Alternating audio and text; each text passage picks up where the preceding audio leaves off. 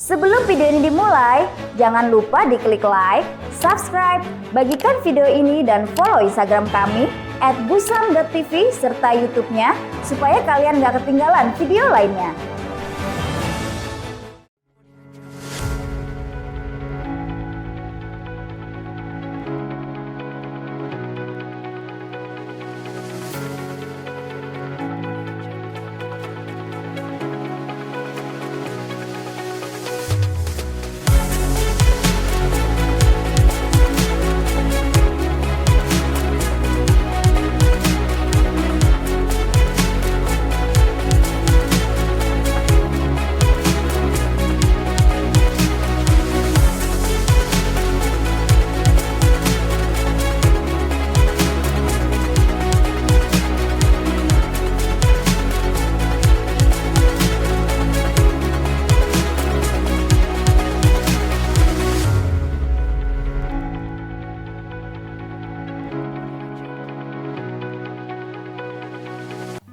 Baik, assalamualaikum warahmatullahi wabarakatuh. Selamat malam dan shalom untuk kita semua sahabat Busam. Malam hari ini kita kedatangan tamu yang luar biasa ya. Kalau dilihat dari cerita-cerita bahkan juga informasi yang beredar di media mainstream juga seperti itu. Untuk di Kalimantan Timur dan Kota Samarinda ini ternyata ada kembali terjadi hal-hal yang bisa dibilang pengawasan keterlibatan dari salah satu lembaga dengan pihak orang tua itu sedikit bermasalah gitu. Malam hari ini Busam TV sendiri mendapatkan langsung DM dari mereka yang kebetulan di sini ada kuasa hukum dari pihak Ibu Afika, yaitu Abang Irwan Kusuma SH sebagai kuasa hukum Ibu Afika. Yang mana Ibu Afika ini yang di tengah ini adalah ibu kandung dari salah satu anak yang hari ini posisinya masih berada di Panti Asuhan Baitul Walad Mustafa di Kota Samarinda. Dan di sebelah kanan Ibu Afika ini adalah Bapak Sudirman. Beliau sebagai perwakilan dari Tim Reaksi Cepat Perlindungan Perempuan dan Anak Provinsi Kalimantan Timur. Penasaran banget sebenarnya kisah-kisah, kalau bisa dibilang ini adalah kisah yang sangat mengiris hati dan menyenyat hati ya sahabat Busam ya. Makanya dengan menerima DM dari kuasa hukum Bung Irwan, akhirnya kita mencoba untuk memanggil beliau. Dan kebetulan hari ini sebenarnya beliau ini sudah pulang atau baru selesai dari pengadilan ya Bung ya? Ya, Pak ya? ya. Dari pengadilan. Oke, mungkin Ibu Afika bagaimana kabarnya? Sehat Ibu ya. Kalau Ibu Afika sampai dengan hari ini posisi masih aman ya? Mampu untuk bercerita panjang nih kita di Busam TV ya. Baik, Ibu Afika, perkenalkan dulu nih Bu, mungkin asalnya dari mana dan kronologi cerita yang mau Ibu sampaikan kepada pemirsa Busam di Samarinda. Silahkan Ibu. Saya Fika Ramadhani dari Makassar. Awal saya datang ke Samarinda itu memang awalnya cuma mencari rumah singgah, tetapi bukan rumah singgah yang berada di Samarinda. Saya dapat informasi dari FB Saudara Meta, yang mana Saudara Meta membuat di berandanya itu di FB rumah singgah. Saya sempat chat beliau, rumah singgah untuk di Makassar ada. Lalu kenapa tiba-tiba ada telepon dari ibu pemilik yayasan Panti Baitul Walad itu, bahwasanya apa yang ada di Malang sama dengan yang di Samarinda. Jadi saya sebagai warga Makassar yang dekat Samarinda dengan Makassar, saya lebih memilih ke Samarinda. Posisi pada saat itu waktu Ibu dipanggil dan Ibu mencari rumah singgah itu pada saat kenapa? Hamil. Oh, lagi hamil pada saat itu ya. Kenapa harus mencari rumah singgah sih Bu? Gak ada keluarga kah atau bagaimana? Berhubung karena kehamilan saya ini di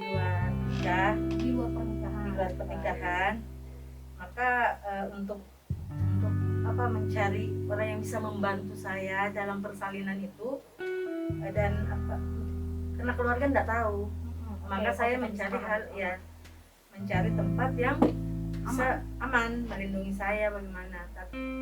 Dapat info saudara Meta, ditelepon dari sama Ibu Sakia. dia ngomong bla bla bla sama, akhirnya oke. Karena pikiran saya Samarinda dekat dengan Makassar, saya lebih memilih ke Samarinda. Dengan alasan dia menjelaskan sama saya proses lahiran dan sebagainya itu ditanggung oleh pihak rumah singgah ini. Awalnya dia kan nggak ngomong panti, Oke, ya dia masih ya. ngomong. Jadi saya iakan. Oke, jadi saya dari Pulau Selayar ke Makassar ke Samarinda itu biayanya semua dari Ibu Sakia ini. Tiba saya di Samarinda dalam keadaan masih jet lag itu, karena usia kami masih 8 bulan, mestinya sudah tidak layak terbang, tapi tetap terbang. Sampai di situ lihat di papannya tertulis Panti Baitul Walad. Mau ndak mau ya saya tinggal di situ. Ibu nggak ada kepikiran gitu ini akan terjadi apa? Nggak sampai ke sana. Saya mau pulang sama siapa? Uang 4.000 rupiah saya sampai di Samarinda. Terus setelah sampai di panti asuhan ini, setelah ibu melihat itu adalah panti asuhan, artinya ibu berpositif thinking ini ya, artinya ya. Ibu berpositif thinking, akhirnya ibu berupaya untuk ya udah tinggal di sini, yang penting anak saya lahir sehat begitu. Iya. Oke, Bu, berarti niat ibu untuk melahirkan anak memang benar-benar ada ya? Iya. Walaupun tanpa suami. Iya, karena pikiran saya cukuplah membuat dosa sekali, jangan sampai menggugurkan. Baik, mantap banget. Oke, selanjutnya ini Bu, setelah ibu dirawat itu belum lahiran ya. Setelah saat itu bisa diceritain nggak Bu, pada saat ibu akhirnya terjebak dengan kondisi sekarang ini, dimulai dari ibu tinggal di sana sampai akhirnya terjebak dengan kasus seperti ini. Saya tinggal di sana, mengikuti semuanya, berjalan. Ada pengasuh, salah satu pengasuh ngomong ke kami, ibu hamil kan? Ternyata di sana ada ibu hamil lainnya. Ada berapa orang kalau gitu? Ada 4 orang ibu hamil memang? Iya, saya pendatang ketiga. Oke, baik. Yang keempat itu dari Bandung. Sampai di sana pengasuh inisial D itu ngomong, bakal ada yang ditandatangani. Ngomong kayak gitu. Tanda tangan apa? Nantilah mbak-mbaknya pada tahu semua. Ya ikut aja ikut melahirkan. Kupikirkan saya karena saya BPJS, jadi yang kupikir memang untuk ada yang menemani saya, Cuma sekedar tinggal, numpang tinggal iya. ya. Oke. Ada yang menemani karena yang namanya dijauhi dari keluarga itu. Sudah melahirkan di situ, karena gagal melahirkan di Bidan Ekawati, maka saya dengan sadar saya bilang bawa saya ke rumah sakit, toh ada BPJS saya tidak sanggup, sudah saya yang meminta. Dibawa sampai di sana ternyata memang air ketuban itu sudah habis. Air ketuban sudah habis, jantung anak makin meningkat, asma saya sudah tidak terkendali. Melahirkan tidak ada dari apa-apa, operasi saya tidak ada tanda tangan sama sekali. Nggak pernah ditanya sama dokter Tidak siapa ada sama suami, sekali. apa Tidak ada. keluarga, nggak pernah ya? Tidak ada. Bahkan untuk penandatanganan itu tidak ada sama Itu di sekali. rumah sakit mana Bu? Bakti Nugraha. Bakti Nugraha Samarinda. Iya. Oke, lanjut. Saya melahirkan karena saya punya infeksi saluran kencing, mungkin karena dokternya ngomong ada sesuatu yang terjadi sama kamu, maka anakmu seperti ini, karena dia kan tidak nangis juga, masuk di inkubator. Pada saat itu hamilnya normal apa sesar Bu? Sesar. Sesar. Yang menemani ibu saat itu teman-teman dari panti asuhan Panti ini? asuhan ini. Yang menemani juga anak SMA. Oh gitu. Ya, Anak SMA. itu pun dijaganya cuma sama 1 orang karena pada kondisi COVID. Oke. Sepulang dari rumah sakit, menyentuh anakku enggak sama sekali. Ibu nggak minta kali. Enggak bisa. Ibu udah minta. Saya sudah pegang, tapi diambil sama anak SMA yang jaga saya. Oke, baik. Saya dibawa kembali ke panti. Berapa hari itu? Di 3 hari. 3 hari istirahat. tanpa ada tanda tangan apapun dan tidak nanya apapun. Tidak ada sama sekali. Ibu nggak inisiatif buat bertanya. Namanya juga mungkin hamil pertama, nggak tahu apa-apa. Oke, bingung ya. Bingung, Oke, ya. lanjut. 3 hari pas anak disimpan di dalam box, Ini inkubator. enggak di box panti itu, Oh, box iya, bayi. box bayi. Saya nangis, anak saya loh, anak saya enggak tidur sama saya nangis di sana, saya keluar, saya dibilangi sama orang lebay sama pihak panti, sampai nangis kayak gitu. Pihak panti atau staf panti atau Staf panti, Oh. adik dari si Pemilik. pemilik, Oke, bilang lebay ya. lebay kena Tapi- nangis. Tapi ibu udah tanya belum ke pimpinan panti bahwa pengen ketemu sama anak-anak? Udah omongin belum? Pada saatnya bisa lihat setelah melahirkan di situ, pada saatnya bisa melihat ya saya pergi karena saya 3 hari itu kan keadaan sesar ada tangga 2 tangga lah, tapi kalau orang sesar kan istilahnya masih basah. Saya naik ke situ sekedar untuk nyusuin anakku, sempat nyusuin, alhamdulillah sempat nyusuin pertama anak saya. Seminggu, nggak sampai seminggu saya infeksi, dibawa pertama ke rumah sakit, pertama kali infeksi dibawa ke rumah sakit, bahwasanya infeksi. Saya sampai 10 hari dilarang melihat dulu anak, harus sembuh total. Oke, alasannya benar. Oke, jangan bergerak. Tetapi kakak saya ngomong biar infeksi tetap harus goyang, tapi jangan di luar di luar batas seperti itu kak. Habis itu 10 hari saya tidak menyusui langsung ke badan saya. Tidak boleh apa? Tidak mau, tidak diperbolehkan dokter atau pihak panti yang tidak perbolehkan. Itu 10 hari saya tidak menyusui karena saya tidak tahu pakai apa, karena tidak dikasih pumping, pihak itu tidak kasih pumping. Tapi alhamdulillah salah satu suster di sana, saya WA dia, bisa kak bawakan saya pumping. Saya tidak bisa ngasih anak saya karena saya seperti ini, sembunyi-sembunyi saya ngasih ASI ke anak Artinya saya. ibu di sini tidak tahu apa sih alasan dan tidak mungkin galau juga ya mau nanya apa bagaimana, tidak tahu alasan kenapa sih nggak boleh 10 hari ini Nah, tidak bisa ketemu dulu, harus sembuh total. Alasannya kemarin itu mereka ngomong kamu harus sembuh dulu. Kalau mau sembuh, saya sebagai ibu baru, saya ngomong kalau saya sembuh saya di anak saya. Sembuh Berarti saya sudah di ya, anak main saya. batin ya. Iya. 10 hari lebih saya tidak diomongin sama ibu hamil yang lain, sama adik pimpinan yang lain. Bisa jadi saya kena juga baby blues di situ, karena nangis terus. Apa kena antara baby blues atau karena saya mau ketemu sama anak saya di sana. Nah, maka saya itu meminta foto, padahal satu tempat dikirimkan foto, dikirimkan video. Anak saya dijemur, saya cuma bisa lihat begini dari jauh. Proses dengan berjauhan jarak dengan anak itu berapa lama? 10 hari. Tapi 10 saya hari. di sana dilarang pun saya melakukan. Saya mau ketemu. Saya tidak mau dilarang. Itu anak saya. Karena mungkin yang menurut ibu ini rumah singgah gitu. Iya. Itu anak saya. Jadi saya ke sana, tetap kita saksi. Nah, pada saat itu kan katanya ada pelanggaran yang Mbak lakukan waktu itu sampai datang pimpinan Bapak Farid yang katanya Mbak sudah Makan mengkonsumsi makan Instan. instan itu tadi. Selanjutnya gimana? Jadi saya ngomong, tidak mungkin saya makan mie instan kalau saya tidak memberitahukan orang yang lebih tahu dulu. Kebetulan kakak perawat. Nah, jadi saya makan itu pun makan cuma setengah karena pengen saja, karena lama kan tidak makan itu larang. Berjalan sudah pumping sembunyi terus. Nggak tahu mungkin karena sial atau apesnya saya atau bagaimana. Suatu saat hari itu saya pumping, kebetulan itu ada sekitar 250 250 mili.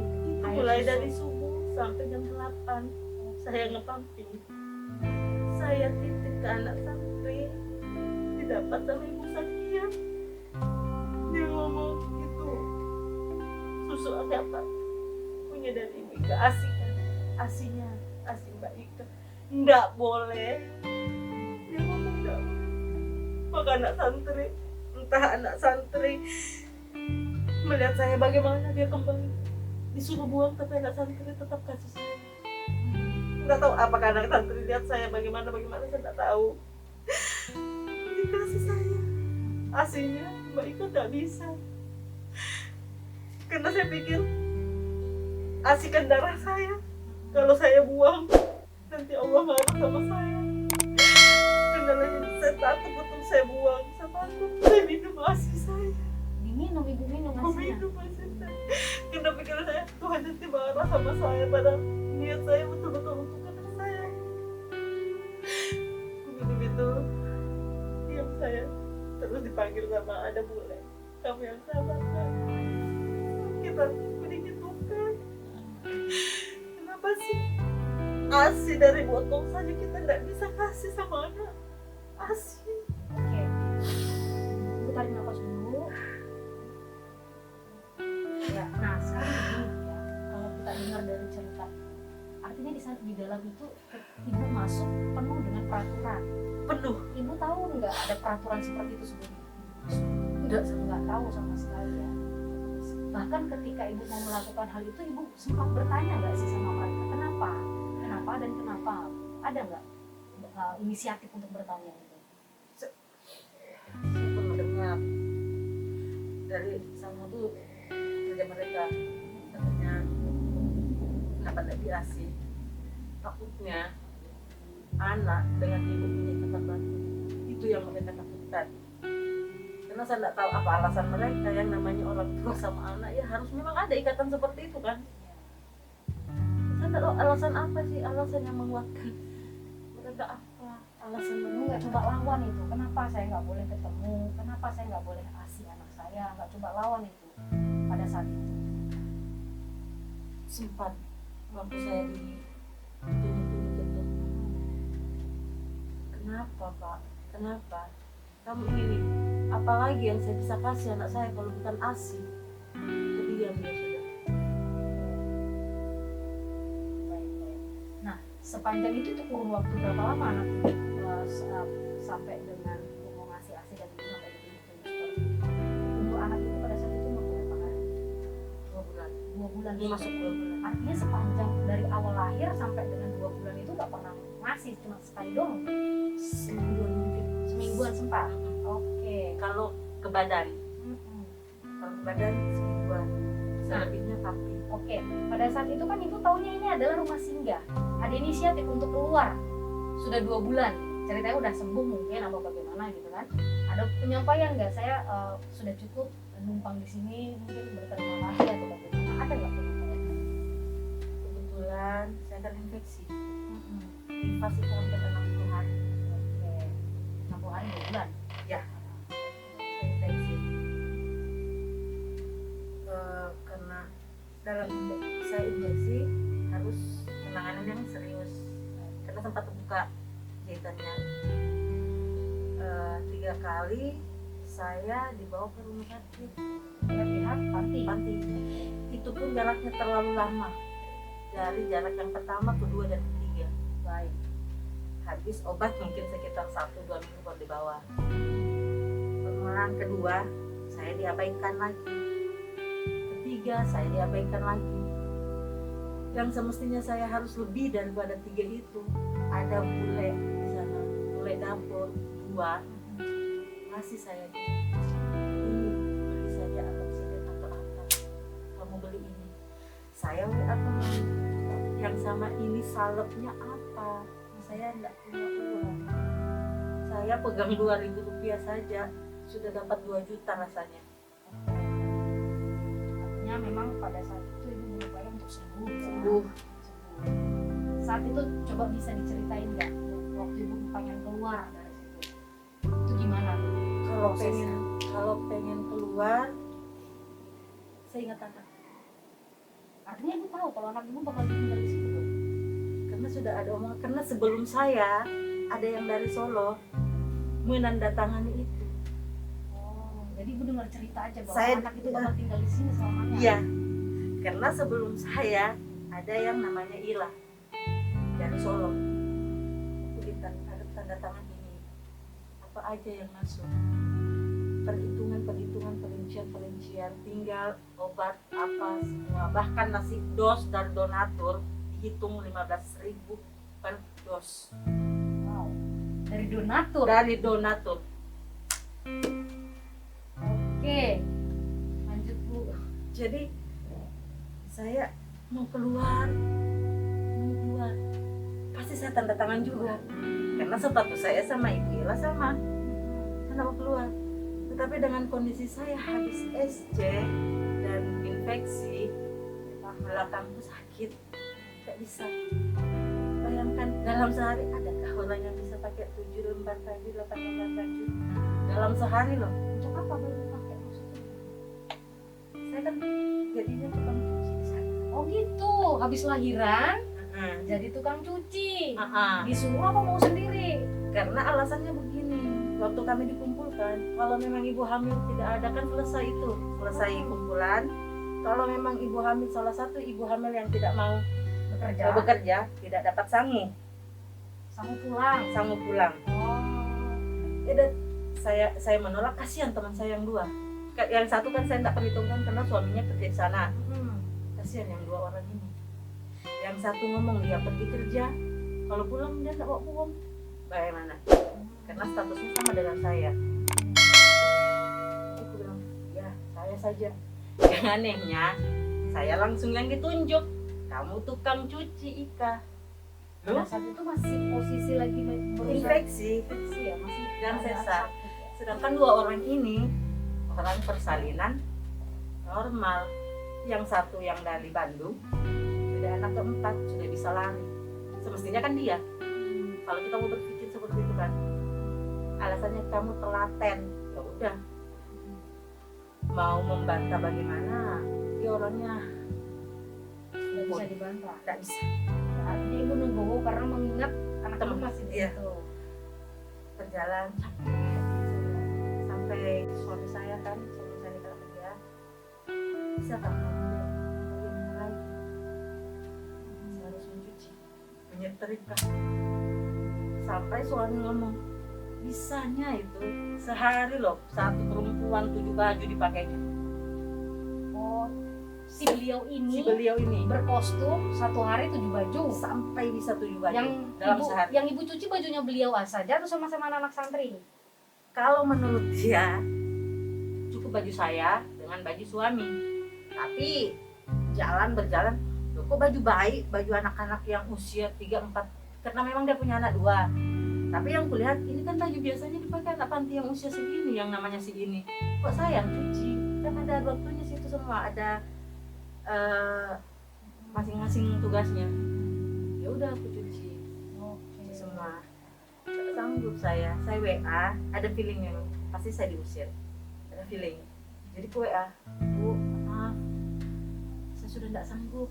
Dan memang tidak sanggup saya. Masih kondisi sakit ya. Iya, belum belakang stabil. saya kan di sini belakangnya ya. Tidak sanggup saya. Pas sudah WA, dia ngomong, udah, besok kamu swab. Hah, bukan pilih ketawa saya. Nah, ini orang seperti ini. Swab Udah. itu maksudnya, Antigen untuk pulang. oh ibu mau dipulangin. Iya, Mestinya ibu bersyukur karena ibu kan harus keluar dari sana. saya enggak mau karena saya Kenapa? sudah dengar cerita dari Mbak Ila ini bakal disimpan anak dengan tanda tangan. Oh, anaknya yang dijadikan jaminan. Entah jaminan atau apalah itu. Oke, siap. Jadi Mbak berinisiatif nggak pulang. Sampai berapa lama Mbak di situ? Tiga apa? 3 bulan. 3 bulan. Saya disuruh pulang. Saya mau menolak sampai bule 35 ngomong kayak gitu. Kenapa kamu ngomong kayak gitu? Kamu nanti tidak lihat anakmu kayak Mbak Yola.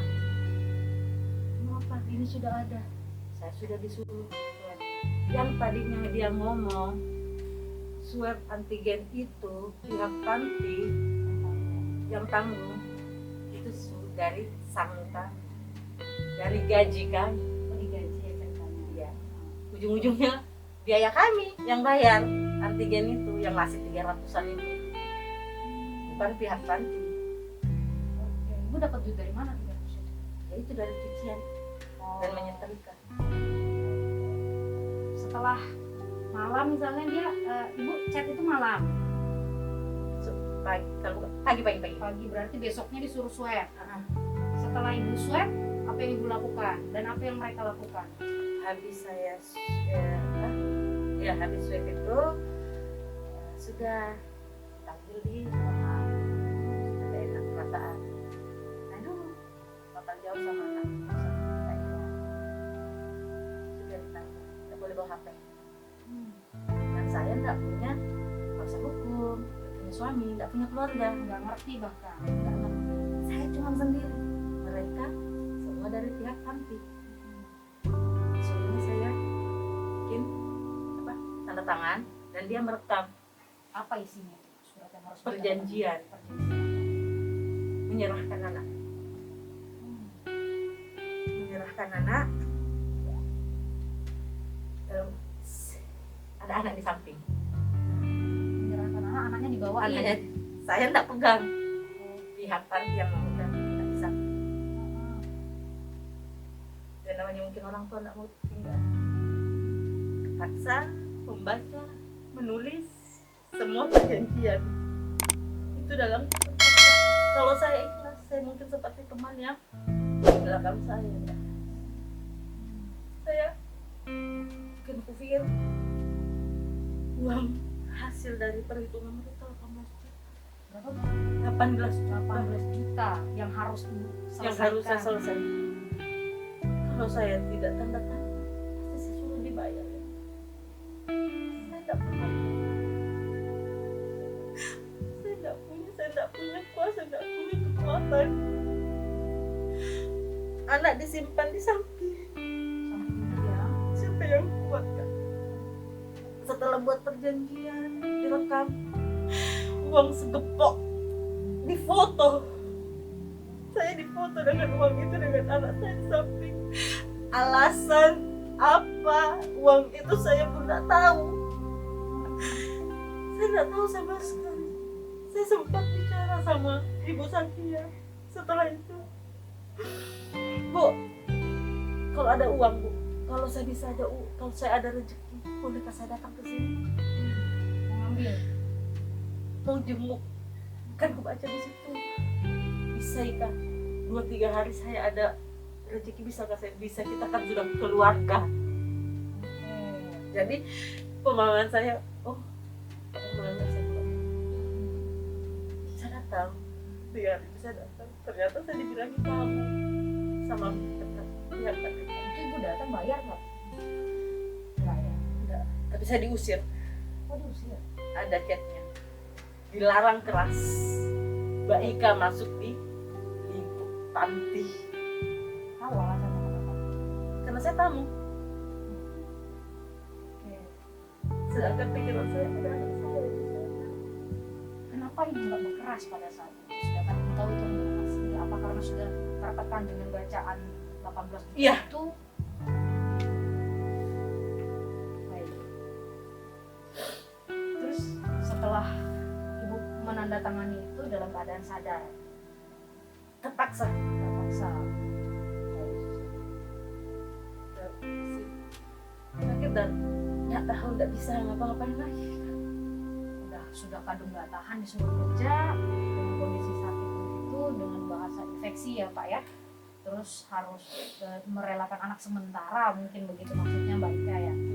Oke, nah proses ini kan udah berjalan anak ibu saat ini usia berapa tuh kira-kira? 1,5 tahun. 1,5 tahun, artinya setelah ibu keluar anak ibu tuh usia berapa di sana? 4 bulan. 4 bulanan ya, sekitar 4 bulan. 4, 5, 6. Iya, sekitar 4 bulan. Ya. Nah setelah ibu keluar, anak ibu itu pada saat itu usia 4 bulan. Ibu keluar itu posisinya yang sempat saya baca di media sosial bahwa ibu sempat dipulangkan ke Makassar. Makassar. Nah, itu gimana ceritanya Bu? Pas selesai penandatanganan, saya kan belikan tiket sama kakak keberangkatan pagi. Saya diantar sama sopirnya namanya Jaka. Tapi karena saya keras mau anak saya tidak pulang. Saya cuma melihat, oke, dia tidak sampai ke sini. Cuma saya kayak gitu. Dia ngantar ngasih turun saya. gitu ya. Kadang-kadang dia tidak lihat saya sampai masuk kan. Sembunyi saya. Dan oke, pergi dia. Saya telepon suami sebelumnya dari temannya. Aku tidak jadi pulang. Mau anak saya. Jadi suruh dia cari pasangan dekat pulang saya. Kembali ke Samarinda. 2 buah. Gemetar saya ketemu anak saya. Tidak sanggup saya bisa sama anak saya. Karena saya tidak sanggup, 3 hari saya datang ke sana. Disitulah saya diusir, dianggap sebagai tamu. Iya, tamu. Tapi kasar ngomongnya, tamu awalnya. Orang luar dan apa ya kalau orang muncul itu kalau selainnya Penguntit. bukan jelek lah bahasanya dia. Oke, ya. Di sana. Pulang. Suami saya karena dia baru bangunan di sana, dia dipanggil, dikerjakan. Padahal belum nikah memang situ. Dia datang malam hari, kenapa kamu berantem? Siapa yang mau tahan saya? Saya loh punya anak di sana. Apa hak mereka tahan saya? Jadi karena ini suami, ayo kalau memang kamu anakmu kita tempuh pengadilan. Ayo Kak. Udah diajak begitu sama waktu itu masih teman Masih ya? teman. Sebelum kita tempuh, ayo kita Oh diajak. Oke. supaya lebih tindak itu ya. Nah, dan setelah saya keluar, memang saya upayakan dan berusaha untuk bagaimana saya mencari data saya di Rumah Sakit Bakti Nugraha. Maksudnya data melahirkan ya? Melahirkan. Karena ada teman satu yang namanya Lisa, yang tadi yang jadi saksi itu, yang ngomong ke saya, ada lah Mbak Ika surat keterangan lahirmu. Ada? Aku ada. Loh, bisa begitu? Jadi saya bilang, yang itu surat keterangan gini. Loh Lisa ada kah? Ada. Ayo kita besok ke Rumah Sakit Bakti Nugraha. Ke Rumah Sakit Bakti Nugraha sama suami. Bakti Nugraha ngomong, sudah diambil sama Ibu Aziza. Bisakah saya minta datanya yang lain? Kopian atau apa-apanya? Tidak boleh Bu. Oh, terus apa? Saya loh ibunya. Sudah diambil sama Ibu Aziza. Tapi karena kami berdua tidak tahu menahu masalah bagaimana, pulanglah kami. Nah, ini bagaimana? Ini loh yang bisa kuatkan kita. Ayo nanti ada jalan. 2 kali saya ke sana, tetap tidak ada respon dari Bakti Nugraha. Tetap dengan jawaban yang sama. Sampai saya yang ketiga baru sama beliau. Sama Abang Iwan. Iya. Oke, siap. Baru di situ pun ketemu sama beliau. Betul-betul mungkin ya jalannya Tuhan. Oke, baik. Ini menarik banget ya. Artinya ada something spesial yang terjadi di lingkup yatim panti asuhan ini. Artinya memang ada hal-hal yang mesti kita klarifikasi ulang kembali kepada pihak yatim apakah benar. Tapi ini sudah masuk di jenjang pengadilan ya, Bang? Ya. Oke. Nah, ini kita langsung aja minta tanggapan dari kuasa hukum dari Ibu Ika, Bang Irwan. Bang Irwan, hari ini kan sudah yang saya tahu tadi sudah menjadi sidang kelima dari kasus ibu ini ya? Iya. Sudah menjadi kasus kelima. Mungkin bisa diceritakan dulu Bang. Mendengar tadi kisah-kisah beliau ini ada tendensi pemaksaan yang dimana pihak panti asuhan ini berupaya untuk memang berniat mengambil begitu. Sedangkan si ibu ini kan memang namanya perempuan mungkin agak sedikit polos apa segala macam dan juga lagi ditekan dengan masalah yang ada, posisinya juga hamil di luar menikah begitu ya. Tendensi untuk memanfaatkan hal itu sepertinya terbaca. Ini tanggapan saya pribadi. Mungkin Irwan bisa menjelaskan sedikit mulai dari awal kasus dan pasal apa sih yang sedang memperjuangkan untuk membantu Ika. Silakan Bu. Oke. Memang awalnya kan beliau mendapat informasi itu dari tetangga beliau. Jadi kebetulan tetangga beliau adalah teman dari mertua saya. Nah, karena beliau kondisinya memang drop, tetangga beliau melihat seperti itu tidak tega, menyarankan untuk menggunakan kuasa hukum. Nah, bertanyalah beliau kepada tetangga, ada ini anak saya dididik oleh Pak Irwan. Kebetulan beliau adalah menantu dari Pak Utuh. Nah, Waktu itu mertua. Iya. Mertua Abang Irwan. Ya. Oke, Nah, siap. setelah beberapa hari kemudian saya biasa dengan istri mengajak makan anak didik kami gitu. Ajak makan, ketemulah beliau gitu. Bertanyalah, benar Pak, Kak menantunya Bapak Utuh? Iya. Saya ibu pengacara. Iya. Nah, dari situ baru beliau bercerita kronologisnya dari awal sampai terjadinya seperti ini. Saya berpikir harus menggunakan upaya kekeluargaan dulu. Nah, sebelum menggunakan upaya kekeluargaan, kami berusaha untuk mendapatkan data, yaitu salah satunya harus lewat pintu datanya dari Rumah Sakit Permudaha. Baik. Kami datang tanggal 3 Mei Mei Ingat betul. 2021. 2021. Kami datang baik-baik, meminta rensum medis. Alasan perawat waktu itu adalah beliau pasien BPJS. BPJS berarti ya, tapi Betul. yang dituntut. Oke, lanjut dulu. Ya. Dari alasan itu, rensum medis untuk pengekliman ke BPJS. Sedangkan karena saya ini kan background ex rumah sakit. Kebetulan saya di bidang pengadaan rumah sakit waktu itu dan di bagian rekam medis. Ya. Jadi saya tahu regulasi tentang rekam medis itu bagaimana. Saya jelaskan ke perawat.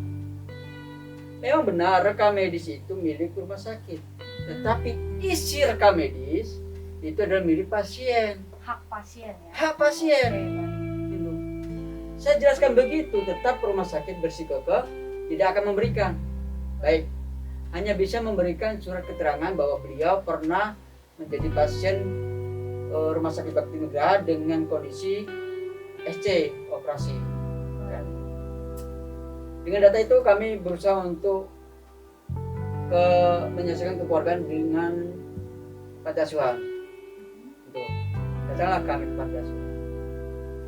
Tidak tahu kenapa apa yang terjadi tanggal 3 Mei itu bocorlah ke panti asuhan. Informasi. Oke, bocor ke panti asuhan. Panti asuhan ternyata itu Ibu Zakia sendiri mengatakan mendapatkan informasi dari pihak rumah sakit. Kami datang baik-baik, tetapi tanggapannya cukup tidak positif, Bersahabat lah ya. tidak bersahabat. Baik. Saya dibilang tidak beretika, tidak beradab. Gimana bentuk tidak beretikanya? Sedangkan kami kalau mau masuk ke panti asuhan itu harus melewati 2 penjaga. Pertama di luar itu security, yang di dalam bagian penerimaan tamu. Setelah itu kami masuk ke bagian inti, yaitu daerah Ibu Zakia, Rumah utamanya. rumah ya? utama. Baik. Di mana tidak keetikan kami? Setelah saya argumentasi seperti itu, ngomong baik-baik, barulah beliau mengatakan tidak nyaman karena ada kuasa hukum. Oh, ini proses mediasi sebenarnya. Proses mediasi. Oke. Maksud kami ini, Keluargaan ya. ya maksud kami ini kan kami mau minta surat lahir aja, bukti lahir. Karena ini kan bukti bahwa anak ini adalah anak dari Ibu Ika. Alasan saudara Farid jelas mengatakan bahwa buat apa anaknya di sini? Anaknya di dalam panti. Panti asuhan. Pak Farid ngomong gitu. Pak Farid, saudara Farid mengatakan seperti itu. Lalu apa yang abang jawab? Saya bilang, karena saya gini, saya tidak mau berargumentasi, debat kusir tidak jadi apa-apa. Oke, kalau gitu saya tujuannya hanya mau mempertemukan dulu. Izinkan kami bertemu, biarkan klien saya bertemu dengan anaknya. Gitu. Setelah mereka ngobrol, ketemu, barulah secara face to face waktu itu jaraknya nggak terlalu jauh sih memang. Saya tapi berbicara agak sedikit pelan dengan saudara Farid. Gitu. Alasannya adalah kenapa sih anak ini nggak boleh keluar? Saudara Farid jelas mengatakan kalau anak ini keluar, klien bapak harus membayar 18 juta.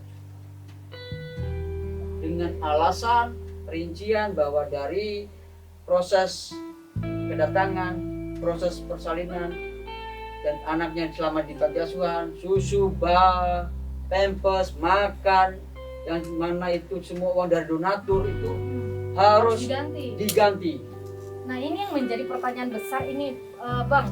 Ibu ini kan pasien BPJS. Betul. Kenapa dia ngeklaim bahwa dia harus ganti itu? Gimana ceritanya itu? Nah, makanya saya cukup heran gitu loh. Kenapa kok bisa muncul dengan statement 18 juta? Gitu. Nah,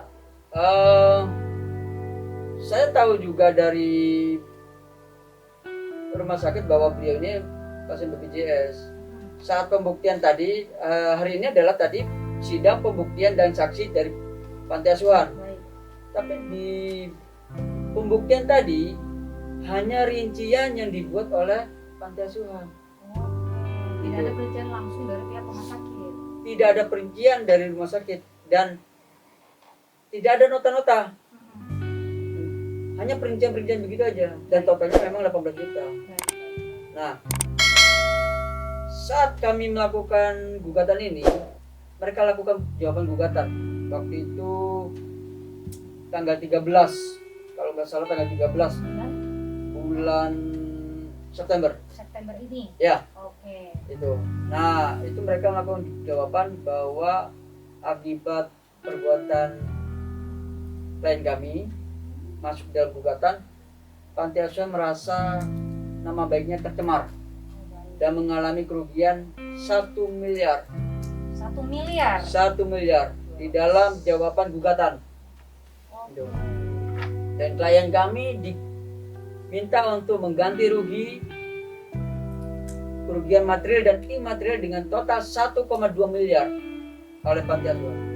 Ini di sidang pertama. Di sidang ketiga. Ya. Karena sidang pertama panti asuhan tidak hadir, hanya pihak rumah sakit. Oke. Selanjutnya sidang kedua dan proses sidang ketiga ada jawaban yang meminta ibu untuk mengganti rugi 1,2 miliar itu. Ya. Menurut abang itu masuk akal nggak? Menurut saya nggak logis dan itu dibuat-buat dari pihak panti asuhan melalui kuasa hukum panti asuhan. Baik. Selanjutnya ini kan udah masuk ke ranah sidang kelima hari ini tadi ya. Apa yang sudah dihasilkan dari sidang kelima ini? Kalau dari keterangan saksi itu memang masih banyak hal-hal yang ditutupin. Saksi tadi dari mana aja? Saksi dua-duanya itu dari pihak panti asuhan. Oke. Saat saya tanya saksi bahwa apakah panti asuhan ini terakreditasi, jawabannya tidak tahu. Sedangkan Pak saksi ini bekerja 3 tahun loh. Berarti abang mempertanyakan kelegalan panti asuhan tersebut ya? Kalau kelegalan, saya melihat itu dikeluarkan oleh Menkumham. Sedangkan saya sempat berkonsultasi dengan teman-teman yang punya panti asuhan yang terakreditasi, itu izin panti asuhan harus dikeluarkan oleh 2 yang berkewenangan. Oke bang, ini sebelum menjauh ke sana administrasi yayasan, kita kembali lagi ke perjuangan abang dan ibu kita untuk mengambil anak ibu ini dari panti asuhan. Baik bang, melihat kondisi yang sudah dialami ibu ini kan abang sebagai tim kuasa hukum. Siap. Nah, dengan kejadian yang dialami ini, untuk sistem pengambil alian atau hak asuh, pemindahan hak asuh anak itu kan ada beberapa metode atau administrasi yang harus dilengkapi nih. Sedangkan kalau yang kita dengar dari cerita ibu Ibu Ika ini proses itu kayaknya tidak berjalan. Nah kalau menurut abang itu prosedurnya itu seperti apa sih dalam undang-undang berkaitan dengan hukum yang seabsah-absahnya itu seperti apa, biar dari kedua belah pihak menyatakan bahwa ini benar-benar anak ini sudah diasuh oleh pihak panti asuhan seperti itu. Ada metode hukumnya nggak sih Bang? Sebetulnya kalau persyaratannya tidak terlalu sulit. Tuh, tidak terlalu sulit. Dan itu jelas diatur di Peraturan Menteri Nomor 1 Tahun 2020. Pasal 2 ayat 5 huruf B. Orang tua dicabut kuasanya berdasarkan penetapan pengadilan. Maka panti asuhan berhak untuk mengasuh penuh. Oke. Selama itu tidak dilakukan, hanya perjanjian biasa saja, itu tidak bisa. Masuknya kemana itu ya? Ada hal seperti itu, ada indikasi mungkin pemaksaan atau apa begitu? Kalau indikasi pemaksaan, kita lihat apakah ini memang dipaksa atau etikat tidak baik. Oke. Kalau dipaksa aja, seharusnya kalau dia masih punya etikat baik, tetapi waktu dipaksa, nah masih buah perjanjian, itu dipegang dua belah pihak, pihak pertama dan pihak kedua. Kalau mempunyai dua indikasi, jelas dipegang cuma satu pihak. Nah tapi ini kan Ibu Ika sudah menandatangani yang memang katanya tadi diklaim bahwa Ibu Ika itu terpaksa. Nah mereka, kalau menurut kacamata kita sebagai penonton ya, mereka ini mengaku bahwa ini adalah bukti kuat karena sudah ditandatangani oleh Ibu Ika. Dari kuasa hukum sendiri seperti apa menanggapi hal itu? Oleh karena itu kami menempuh jalur hukum untuk membatalkan perjanjian tersebut. Walaupun sebenarnya masih bisa diselesaikan secara kekeluargaan pembatalan perjanjian, tapi sudah kita upayakan ya panti asuhan tetap bersikukuh tidak mau melakukan itu, di mana salah satu poin dalam perjanjian itu adalah bisa dibatalkan apabila kesepakatan bersama. Oke. Dalam artian seperti ini Bang ya, kalau menurut yang kita pahami sebagai orang awam tentang hukum nih Bang ya, beberapa kali kita temukan kasus itu bahwa ketika memang dari seorang ibu kandung ingin menitipkan anak ke panti asuhan, ada wewenang dari pengadilan begitu, proses pengadilan, dan itu belum dilakukan ya Ibu ya. Oke, itu yang bakal Abang perjuangkan. Ya, dengan harapan kami dengan putusan pengadilan membatalkan itu, hak asuh akan kembali kepada ibu kandungnya sesuai aturan Menteri Nomor 1 Tahun 2020 Pasal 2 ayat 1, setiap anak berhak untuk diasuh oleh orang tuanya sendiri. Oke, baik. Nah, ini sahabat Busam, proses hukumnya juga sudah berjalan. Mungkin kita bareng-bareng bisa berdoa, mudah-mudahan apa yang terbaik buat Ika segera dipertemukan kembali sama anaknya. Begitu ya, Ika. Ika harus tetap semangat. Nah, sahabat Busam kita juga bakal selalu mendoakan niat baik dan niat tulus seorang ibu. Baik, Bang Irwan, terakhir nih Bang, statement dari Abang dulu nih sebelum saya pindah ke teman tim reaksi cepat perlindungan perempuan dan anak. Bang, setelah ini yang saya dengar bahwa pihak rumah sakit juga ikut Abang giring untuk dituntut begitu, maksudnya gimana tuh Bang? Ya karena gini, ini dari satu kesatuan. Kenapa dari satu kesatuan? Di mana rumah sakit juga melakukan sebuah kesalahan memberikan bukti tanda lahir kepada orang lain, yang mana itu bukan ibu atau bapak dari si bayi. Dan kesalahan lebih fatal lagi yang dilakukan oleh rumah sakit adalah melakukan tindakan operasi yang mana form consent yang harus ditandatangani oleh pasien karena kondisi pasien sadar penuh itu tidak dilakukan, justru orang lain yang bertanda tangan. Pada saat itu siapa yang bertanda tangan? Itu adik dari saudari Zakia, yaitu almarhum Aziza. Oh, Aziza itu adik dari saudari Ibu Zakia pemilik. Zakia, ya. Kalau mengenai form rawat inap nggak masalah, karena dia yang bertanggung jawab, karena yang mendampingi. Tapi form concern itu tidak boleh. Artinya ini yang Abang laporkan untuk pidana begitu Bang? Ini kami laporkan pidananya. sedang berjalan di Polres Kota Samarinda. Dan ini juga yang menjadi salah satu dasar hukum kami kenapa pihak rumah sakit menjadi tergugat dua di dalam perkara ini. Baik. Nah, untuk proses ke menuntut panti asuhan itu apakah masuk perdata atau pidana, Bang? Sebetulnya kalau kita lihat mengenai perjanjian itu memang perdata, tetapi kalau memang ada uang yang harus dikembalikan, yang mana itu uang dari donatur, ini tidak menutup kemungkinan adalah sebuah pidana. Masuk pasal apa ya? Penipuan atau Perdagangan. perdagangan ya? Ya. Wow. Gila sekali ya. Diduga loh ini. Kita Oke, masih menduga-duga. Oke, kita masih Karena menduga-duga. Baik. Dengan adanya, kalau kamu mau punya anakmu kembali, ya harus kembalikan uang 18 juta. Oke, masuk pasal perdagangan. Baik. Bang Irwan mungkin bisa tarik napas dulu dan Ibu Ika bisa tarik napas dulu, diminum dulu air yang sudah disiapkan tim Busam TV. Nah, sekarang saya pengen coba nih minta statement dari teman TRC PPA Provinsi Kalimantan Timur yang hari ini Bang Sudirman sebagai kuasa hukum juga atau maksudnya tim advokasi dari TRC PPA Kaltim ya Bang ya. Nah Bang, ini kan TRC PPA Kaltim juga udah kemana-mana nih, udah mengadvokasi bla bla bla sebagainya.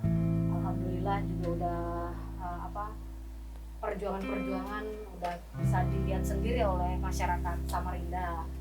Ketelatenan dari tim reaksi cepat perlindungan perempuan. Sekarang terjadi hal yang sama seperti dahulu lagi ini kepada salah satu ibu kita, Ibu Ika.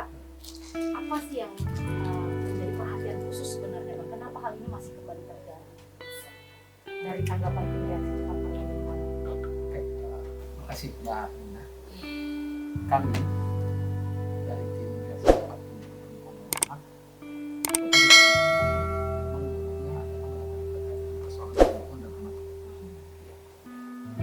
sejak terbentuknya beberapa tahun yang lalu sudah cukup banyak kasus yang masuk, dan yang paling domain itu adalah kasus persoalan anak.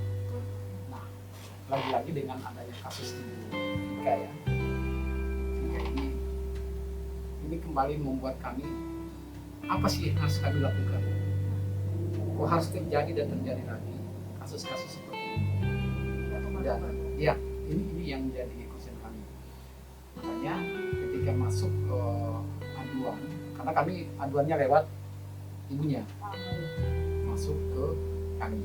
Memang awalnya dari kuasa hukum ada komunikasi dengan TRC PPA. Dia minta pendampingan juga Minta Bang ya. saat itu untuk diamankanlah si anak ini kan. Oh, prosesnya ke pihak anak. TRC PPA. Cuman saat itu dari tim kami juga TRC PPA bukan tidak mau, tetapi pada prinsipnya karena ini proses ternyata sudah berjalan ke ranah pengadilan, kami akan masuk ke ruang itu. Artinya ketika ada aduan dari Ika yang tadinya ibu dari anak tersebut yang merupakan korban, kami berjalan, dan saat sekarang pun kami sudah melakukan beberapa upaya. Kami akan datang ke pihak panti, karena kalau terkait dengan kasusnya Bu Ika ini dalam beberapa hari terakhir ini di tempat yang sama ada 2 kasus yang Di tempat panti yang sama. Baik. Nah ini jadi perhatian khusus bagi kami TRC PPA. Kenapa seperti ini? Dan role ceritanya dari kasus yang satu ke kasus yang ini sama semua. Oke. Nah ini, jadi kalau secara ininya kami berharap kemudian semua pemerintah dalam hal ini instansi-instansi yang berkepentingan terkait dengan pendirian, terus yang menaungi baik itu yayasan, panti yang notabene itu bergerak di bidang anak dan perempuan agar lebih memperketat lagi pengawasannya. Jangan sampai kemudian ini terjadi terus nih. Nah yang terjadi saat sekarang udah 2 kasus nih yang saat ini pun kami dapatkan, termasuk dengan kasusnya ibu ini. Ini yang menjadi concern kami, ini apa sih yang harus pemerintah itu lakukan. Yang kami dari TRSPPA mendorong pemerintah untuk betul-betul melakukan pengawasan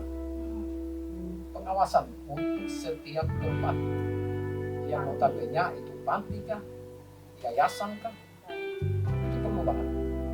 Karena kenapa, kalau itu lemah di pengawasan, ya kasus-kasus seperti itu terjadi terus, akan terjadi. Dan yang menjadi korban adalah rata-rata orang yang tidak punya kemampuan dari segi finansial, pengetahuan.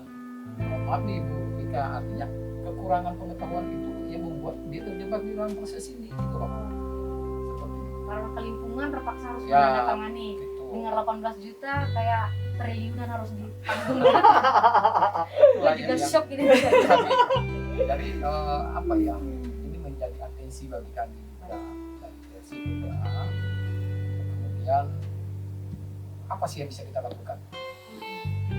Dan dalam waktu dekat insya Allah kami secara tim akan berupaya untuk menghubungi beberapa instansi, memberikan mencoba komunikasi untuk tetap menjaga ini semua. Role-nya ini seperti apa sih? Ini pernah kami lakukan ketika ada salah satu kasus dulu yang terjadi di panti. Nah itu yang kita juga lakukan nanti. Dan Panti kami berbeda ya ya? dengan panti yang Oh, berbeda. oke. Jadi kita tidak maulah hal ini terus terjadi. Dan saya punya keyakinan pemerintah pasti aware gitu. Karena ini persoalan kemanusiaan, kan persoalan masyarakat yang harus dihidupi. Nah, kita berharapnya semua panti, karena kami punya keyakinan, kami dari TRSPPA punya keyakinan bahwasanya setiap panti, yayasan punya tujuan yang sama. Bagaimana kemudian mensejahterakan, mengakomodir orang-orang yang tidak punya kemampuan, Orang terlantar. orang-orang yang terlantar. Mestinya. Nah, mestinya seperti Oh, itu. tidak Tapi memanfaatkan, ketika ya. ada hal seperti ini, dalam tanda kutip, kami jadi bingung nih kok bisa seperti ini. Tendensinya Tujuan kemana? dari ya, Oke. tujuan dari pembangunan panti atau yayasan itu seperti apa? Kan itu sebetulnya karena di dalam pendirian sebuah yayasan atau panti punya visi dan misi tertentu. Yang notabene saya punya keyakinan visi dan misinya itu demi kepentingan kesejahteraan bagi masyarakat yang kemudian tidak punya kemampuan.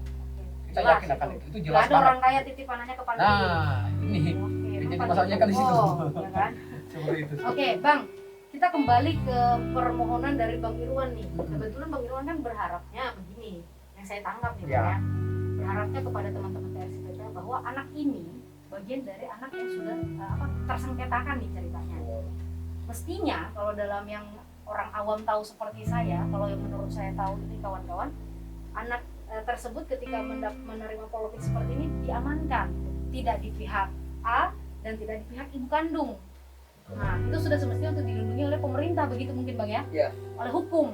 Nah, mungkin itu yang dimaksud oleh Bapak Irwan ini sebagai kuasa hukum untuk dimintai bantuan dari minta tolong kepada teman-teman tim reaksi cepat perlindungan perempuan dan anak. Tapi statement Abang tadi barusan ini sudah terlanjur masuk ke ranah hukum ya? Ya. Udah terlanjur. Sebenarnya apa yang menjadi kesulitan ketika itu memang sudah terlanjur begitu? Apa yang menjadi kesulitan? Jadi gini, ini ada dua persoalan yang berbeda sebetulnya.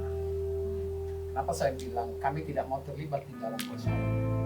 Artinya proses yang sudah berjalan di pengadilan, proses yang sudah berjalan di Tapi kan pengadilan boleh sampai Bang sekarang. dimintai tolong untuk melindungi si anak ini.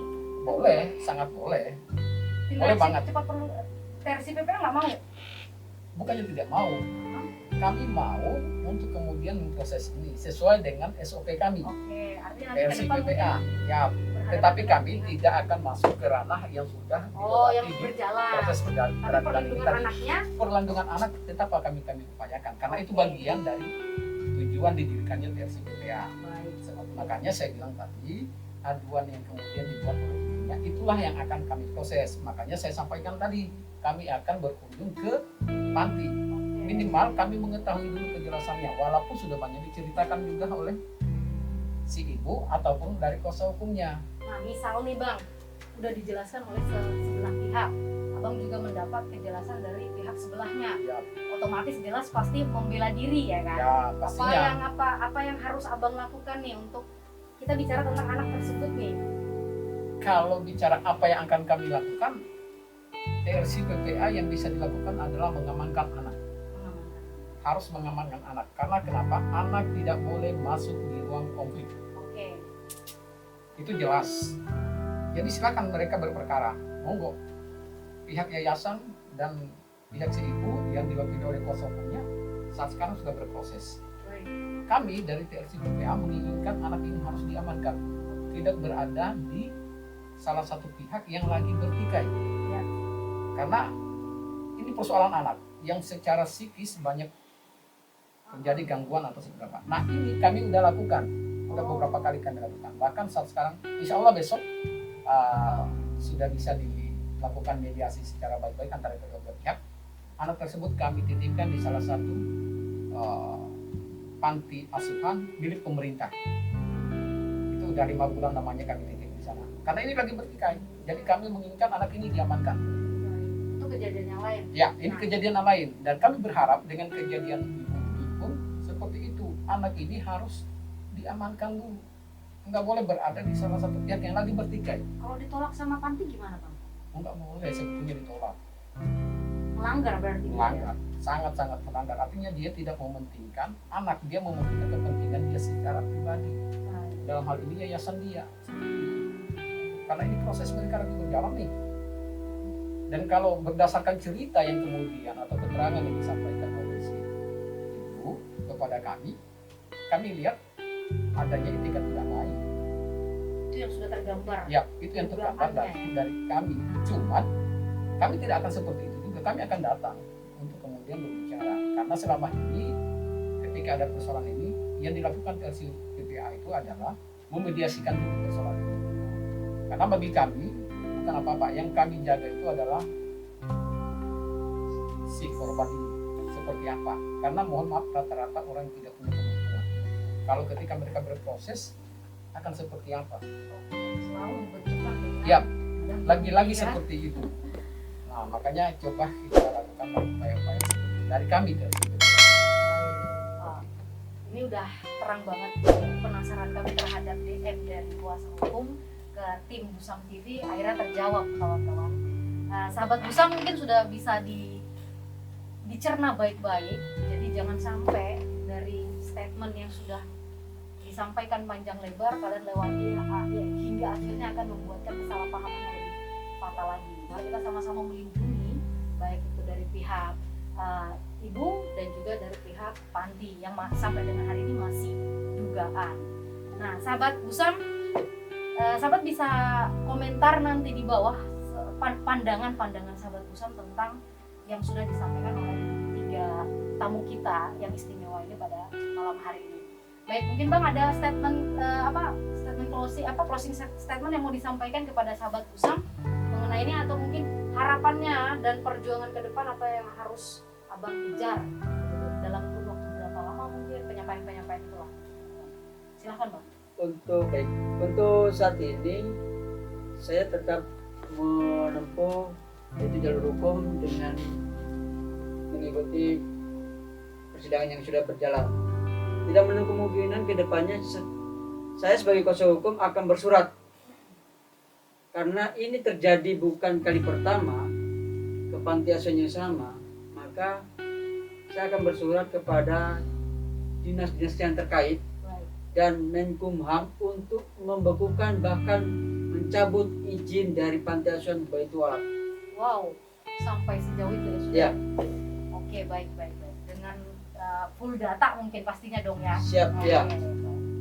Oke, Bu, mungkin bisa disampaikan harapannya kepada pemirsa Busam TV, sahabat Busam TV yang nanti bareng-bareng kita akan doakan.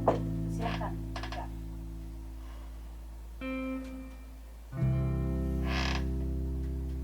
Bang Francis cuma anak bisa kembali sama saya tanpa ada apapun. Anak kembali saja. Baik. Itu harapan saya. Kita doakan mudah-mudahan si Ade di sana sehat selalu. Kita yakin pasti dijaga oleh Tuhan Yang Maha Esa, begitu ya.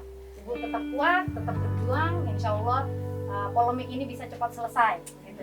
Dari TRC PPA mungkin silakan untuk Siap. menyampaikan statementnya.